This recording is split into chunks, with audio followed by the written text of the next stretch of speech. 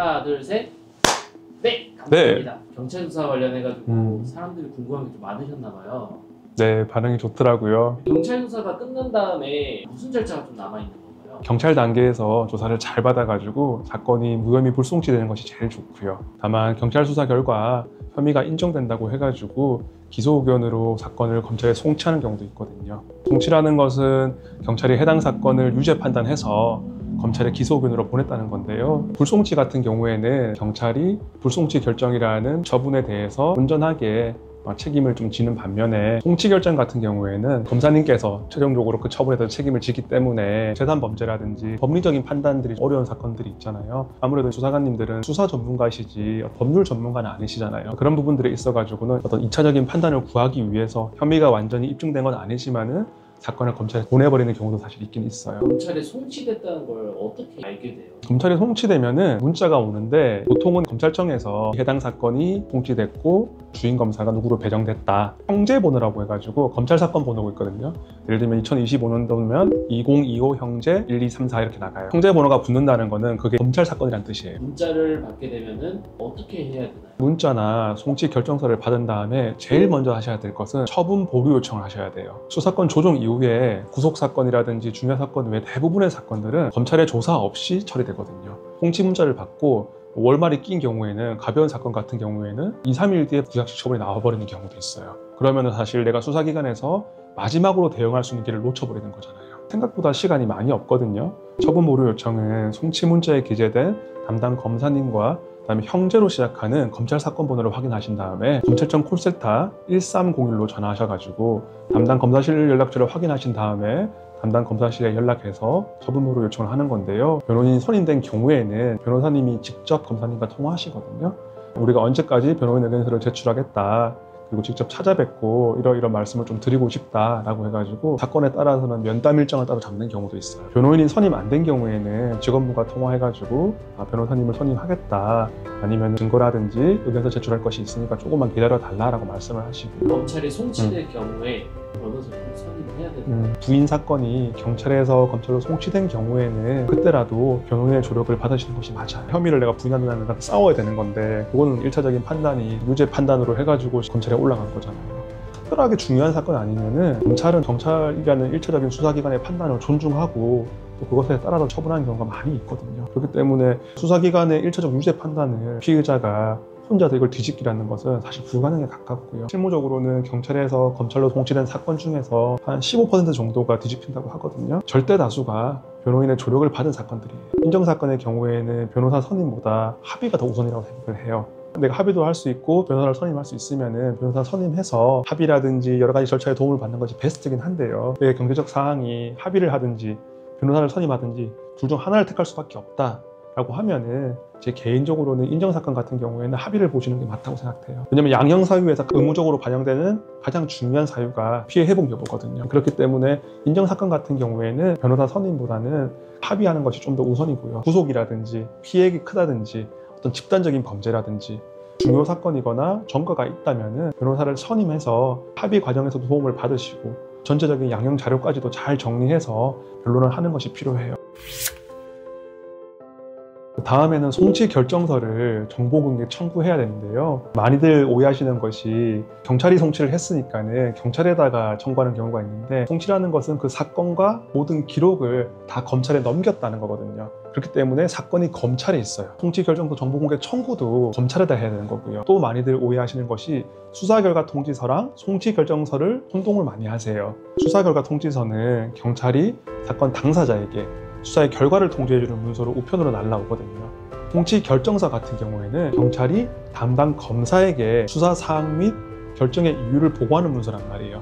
엄밀히 따지면 수사기관 간 내부 문서예요. 송치 결정서를 정보공개 청구해가지고 그 내용을 파악하는 것이 반드시 필요하고요. 실무적으로는 경찰에 하는 정보공개 청구는 대부분 다 받아주시거든요. 사실 검찰에서는 비공개 결정도 많이 하세요. 그래서 지난번에 말씀드렸던 것처럼 경찰 단계에서 수사가 처음 시작될 때 고소장을 확보하고, 그리고 피의자 조사를 받았을 때 피의자 신문 조사를 확보하고, 이걸 확보를 안 해놓으면은 나중에는 검찰로 올라간 상태에서 고소장도 못 받고 피신조도 못 받고 당연히 송치 결정서도 못 받고, 그러면 아무런 정보가 없잖아요. 사건이 재판으로 넘어갈 때까지 전혀 대응하지 못하고 속수무책으로 있으실 수밖에 없어요. 검찰에서 송치가 되면은 송치 결정서를 검찰에 정보공개 청구하셔가지고 그것을 확보해야지 이 사건이 왜 송치가 됐는지를 우리가 알 수가 있어요. 그래서 변호인 의견서에도 송치 결정서를 분석해가지고 이런 이유로 송치됐다고 하는데 그것이 이래서 아닙니다라고 하는 거거든요. 송치 결정서에 송치 이유를 분석해서 검찰 의견서 및 검찰 면담 자료를 작성하거든요. 부인 사건 같은 경우에는 사실 오인, 수사 미진, 법리 오해 중심으로 의견서를 구성해요. 송치 결정서에는 이러이러한 사실이 있습니다 라고 기재되어 있다면 우리는 그러한 사실이 없습니다. 우리는 그때 그 장소에 있지 않았습니다. 우리는 그러한 말을 하지 않았습니다. 그러한 접촉을 한 사실이 없습니다 라고 해가지고 또 거기에 기반한 객관적인 증거를 제출해서 사실관계 자체가 잘못됐다라고 해서 말씀드릴 수 있고요. 수사 미진 같은 경우에는 우리가 그렇게 하지 않았다는 어떤 목격자가 있거나 아주 주요한 참고인이 있거나 대질 조사를 요청한다 라고 했는데 그러한 수사들이 이루어지지 않았습니다. 그러니까 수사가 미진하니 이러이러한 부분들을 다시 제대로 수사해 주십시오 라고 말할 수 있고요.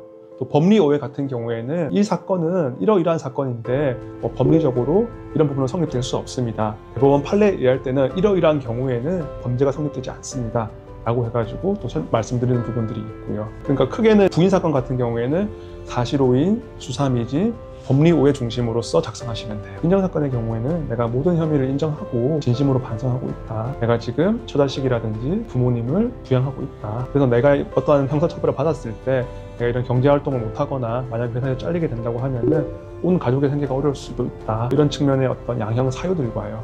그리고 양형 자료라고 하는데요. 양형을 구하는 사람 중에서 내가 반성하고 있다, 후회하고 있다라고 말하지 않는 사람이 없거든요. 그러니까 그것은 기본적인 전제로 하고 내가 피해 회복을 위해서 내가 이 정도의 금액을 피해자에게 지급해서 원만하게 합의가 이루어졌다라고 해서 그 합의서를 제출하든지 아니면은 내가 감정을 잘 조절하지 못해서 이런 실수를 한 것 같다. 술만 먹으면은 이런 실수를 하는 것 같다. 라고 해가지고 심리상담이라든지 어떤 정신과 치료를 받고 있는 그런 기록들, 내가 이런 것들을 고치기 위해서 내가 재범하지 않기 위해서 노력하고 있다라는 어떤 객관적인 자료가 들어가야 돼요. 그냥 단순히 주관적으로 내가 반성하고 있습니다, 안 그러겠습니다 적는 것은 사실상 별로 큰 의미가 없어요. 일반적으로는 변호인 의견서에다가 그것을 잘 정리해가지고 제출하면 되는데요. 사실 바쁜 검사님들은 한 달에 200건 이상 처리하기도 하시거든요. 그렇기 때문에 검찰 면담 자료를 잘 작성해서 사건의 특수성 및 핵심을 잘 요약해가지고 검사님께 이렇게 전달드리는 그 과정도 필요한 경우가 있어요. 보통 검사님들과의 면담은 좀 어떻게 이루어지나요? 변호인이 선임된 경우에는 처분보류 요청을 할 때 변호사님이 직접 검사님께 연락드린다고 말씀드렸잖아요. 그때 보통 검찰 면담이 필요한 사건들은 단순히 의견서를 제출하는 데 끝나는 것이 아니라 저희가 의견서를 작성하고 면담 자료를 작성해서 검사님 한번 찾아뵙고 싶다 라고 해가지고 하면은 면담 일정을 잡혀요. 그때 변호사님이 담당 검사실을 방문해서 15분에서 30분 내외로 면담을 가시거든요. 부인 사건 같은 경우에는 사실 오인이라든지 수사 미진의 경우에는 검찰에 보완 수사를 요청하고요. 법리 오해 같은 경우에는 검사님께서 검토하셔가지고 무혐의 처분을 내려주십시오라고 요청을 드리고요. 인정사건 같은 경우에는 양형 사유라든지 어떤 양형 자료들을 설명하고 기소유예라든지 얼마 이하의 구약식이라든지 전처를 해주십시오라고 해가지고 읍수를 드리기도 하고요. 검찰은 사실 기소에 대한 최종적인 판단을 하는 기관이기 때문에 특히나 법리적인 측면에서는 검사님께서 이 사건을 내가 기소했을 때 과연 유죄가 나올 수 있을 것인가에 대해서 좀 더 관심을 가지시고 심도 깊은 판단을 하는 경향이 있으세요. 실제로 이렇게 억울하게 송치된 사건이 저희가 하고 있는 사건 중에서 고소인은 퇴비회사였고 저희 의뢰인은 시골에서 퇴비를 배달하시는 분이셨는데요. 2년간 2억 상당의 퇴비를 빼돌렸다고 사기로 고소당한 분이 계셨거든요. 경찰 조사 결과 혐의가 인정돼서 검찰로 송치된 다음에 저희를 찾아오셨는데요. 이분이 예전에 뇌경색을 입으셔가지고 후유증이 상당하셨거든요. 대화를 조금 깊게 보면은 원활한 의사소통이 이루어지기 좀 힘든 상태셨거든요. 처음에 이제 수사관 경찰에서 연락이 왔을 때 뇌경색 예전에 수술한 적이 있다라고 말씀드렸는데 수사관님께서 말씀 잘 하시니까는 굳이 돈 써서 변호사 선임할 필요 없다라고 하셔가지고 사실 가셨단 말이에요. 근데 거기서 혐의가 다 인정돼가지고 검찰로 송치됐단 말이에요. 그래서 검찰 단계에서 저희가 사건을 맡게 돼가지고 바로 당일날 검사실에 연락해서 처분보류 요청을 했고요. 그리고 저희가 검찰 의견서라든지 면담자료를 만들어서 직접 찾아뵙고 뇌경색 후유증으로 정상적인 의사소통이 어려운데도 불구하고 어떤 변호사의 조력 없이 경찰 조사를 받았다. 변호사의 충분한 조력이 필요한 사건이라는 부분에 대해서 말씀을 드렸고 법리적으로 봤을 때도 사기죄 성립에서 반드시 필요한 어떤 편취의 고의라든지 기망행위라든지 그리고 재물 취득이라든지 이런 것들이 인정되기가 어렵다라고 해가지고 보완 수사를 요청했거든요. 원래는 이런 피의자 조사 때는 변호인이 수사 과정에 많이 개입하기 어렵단 말이에요. 이런 사건 같은 경우에는 특수성을 충분히 말씀드려서 충분한 조력을 할 수 있도록 저희가 조치를 받았고 보안수사라든지 피의자 조사에 적극 참여해서 결과를 뒤집었거든요. 이런 경우에는 변호인의 조력을 받아서 헌법상 방어권을 충분히 행사할 필요가 있어요. 실무적으로는 검찰에서 보안수사를 내리면은 우리를 송치한 담당 경찰 수사관에게 사건이 다시 돌아가거든요. 이런 경우에 의뢰인들은 이 사람 어차피 우리 말 안 믿어주고 우리 혐의를 인정해가지고 검찰로 송치한 사람 아니냐, 그러니까 수사관을 교체해야 되지 않느냐라고 말씀하시는 경우가 많이 있는데요. 수사 과정에서 현저히 불공정한 행위가 있었다면 당연히 수사관 교체가 필요한데요. 실무상 이런 현저히 불공정한 행위가 없었다고 하면은 송치 이후 보안수사 단계에서는 수사관 교체 신청이 받아들여지지 않는 경우도 많고요. 또 설령 받아들여졌다 하더라도 실무상 대부분 옆자리에 있는 후배들인데 그 사건들이 간단 말이에요. 수사관과의 관계가 더 안 좋아질 수 있거든요. 그렇기 때문에 뭐 변호인이 선임됐다고 하면은 법률적인 부분들을 잘 좀 설명해서 수사관님께 요런 부분들을 좀 살펴봐 주십시오. 이러이러한 증거들을 좀 더 주목해 주십시오. 이러한 법리가 있으니까, 이러한 대법원 판례가 있으니까는 이런 부분도 좀 고려해가지고 보안 수사를 진행해 주십시오. 이렇게 해서 담당 수사관과 완전히 좀 적대시 되기보다는 담당 수사관을 좀 잘 설득해가지고 사건을 끌고 가는 것이 좀 더 유리한 경우가 많아요. 부인사건 같은 경우에는 무혐의 처분을 요청하고요. 인정사건 같은 경우에는 기소유예라든지 100만 원 이하의 벌금형을 요청드리는 경우도 많이 있어요. 그 이후에 검사님은 저희가 제출한 검찰 의견서, 면담 자료, 또 보안수사 결과 등을 잘 검토해서 무혐의라든지 기소유예라든지 구약식이라든지 구공판 등 처분을 하시거든요. 기소유예 같은 경우에는 전과가 남지 않고 구약식부터 벌금형부터 전과가 남는데요. 일반적으로는 100만 원 이하의 벌금형 같은 경우에는 대부분의 경우 사회생활 하시는데 큰 지장 없이 되거든요. 형사사건은 사실 인생이 걸린 문제잖아요. 양형사건 같은 경우에는 단계별로도 어떤 처분 수위를 사실 경감시킬 필요가 있거든요. 부인사건 같은 경우에는 기소돼가지고 법원에 올라가면은 유죄율이 거의 98%란 말이에요. 정말 귀중한 단계고 이걸 놓치면은 정말 평생 후회할 수 있는 단계잖아요. 충분히 피해자의 방어권을 최대한 행사하셔가지고 수사 단계에서 사건을 마무리 짓는 것이 가장 베스트예요.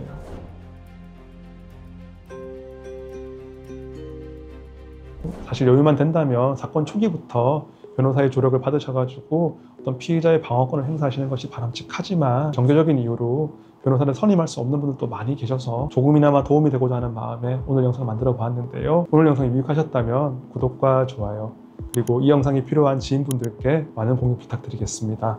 감사합니다.